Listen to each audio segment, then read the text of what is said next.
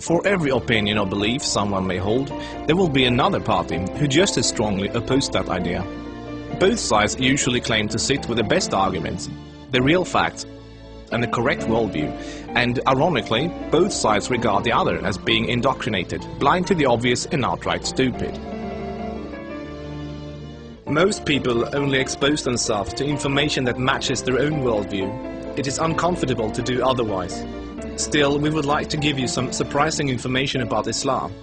We also urge you to look further than only mainstream media, and if you can find the time for it, read the Quran yourself. To get you started, we'd like to present you 3 things you probably did not know about Islam. 1. Islam has not been hijacked. That Islam has been hijacked is what non-Muslims naturally assume, because they assume all religions are the same. The reason non-Muslims are so easily confused is that most of us don't realize the difference between the Quran and every other religious book we are familiar with. The Christian Bible is a collection of writings from various authors, written sometimes hundreds of years apart, with parables, advice and dreams, all collected together into one book. Same with the Jewish Torah. Even those of us in the West, who are neither Christians nor Jews, are still familiar enough with these religions to know this much, and therefore we assume the same is true for the Quran. But the Quran is only one book written by one man in his own lifetime. It is meant to be taken literally, and it is not full of symbolism or vague analogies. It is mostly direct commands. Of course, the Quran contains contradictory statements, just like other religious books. But the Quran itself provides the reader with a way to know what to do with the contradictions. It's explained in the Quran that if you have 2 passages that contradict each other, the one written later supersedes the one written earlier. Most Westerners are unaware that the peaceful, tolerant passages were written early in Muhammad's prophetic career. According to the Quran, those passages have been abrogated by later, more violent and less tolerant passages. So, when most Westerners hear jihadists quoting violent passages from the Quran, and then peaceful Muslims quoting peaceful passages, they interpret that the way they would if someone was quoting the Bible or the Torah. They think to themselves, oh, there must be many different and contradictory passages, like there are in other religious books, so Muslims can pick and choose what they like and justify whatever actions they want to take. But the Quran is nothing like that. There is no picking and choosing. It says very explicitly and in no uncertain terms that a Muslim must not alter or ignore any part of its very clear and direct message, or they will burn in a fiery torment forever.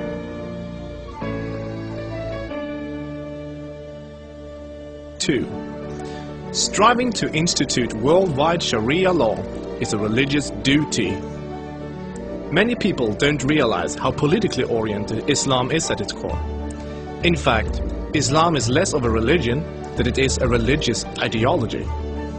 It includes a mandatory and highly specific legal and political plan for the whole society, Sharia. There is no separation between the religious and the political in Islam. Rather, Islam and Sharia constitute a totalitarian means of ordering society at every level, including ritual worship, transactions and contracts, morals and manners, beliefs and punishments. In the Quran, Allah makes it clear that man-made governments, such as a democracy, and free speech, such as criticizing the Quran, are abominations and must be eliminated. The modern expression creeping Sharia is used to describe the slow, deliberate and methodical advance of Islamic law in non-Muslim countries. Official Sharia courts already operate in the UK, handling cases ranging from divorce and financial disputes to domestic violence. Attempts to introduce Sharia in the legal system in Germany, Sweden and other European countries are ongoing. While Sharia already has a foot in our door in the matter of minor disputes like inheritance and domestic violence, it should concern you that Sharia commands that drinkers and gamblers should be whipped, allows husbands to hit their wives, allows an injured plaintiff to exact legal revenge, literally an eye for an eye, commands that a thief must have a hand cut off, commands that homosexuals must be executed, orders unmarried fornicators to be whipped and adulterers to be stoned to death, orders death for both Muslim and non-Muslim critics of Muhammad, the Quran and even Sharia itself, orders apostates to be killed, commands offensive, aggressive and unjust jihad. As written in the Quran, Sharia is the law of Allah. Any other form of government is a sin. It is the duty of every Muslim to keep striving until all governments have been converted to Sharia law.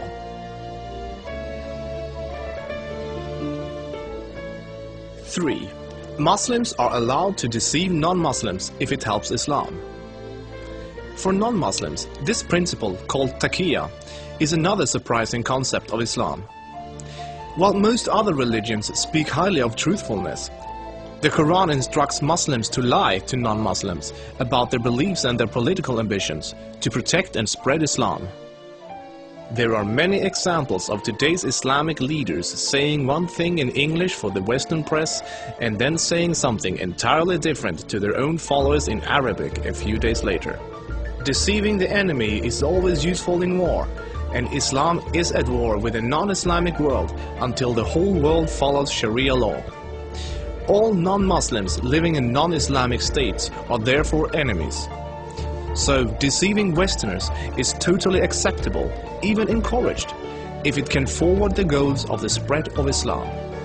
As a recent example, the Islamic American Relief Agency were seemingly raising money for orphans, but in fact giving the money to terrorists.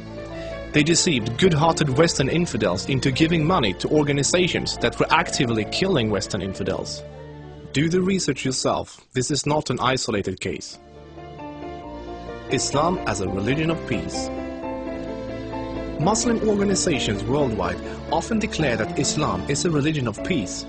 But what does that really mean? It seems easy for a Muslim to quote a peaceful verse from the early parts of the Quran, while, by following the principle of taqiyya, neglecting to mention the fact that it has been officially abrogated by later, more violent verses.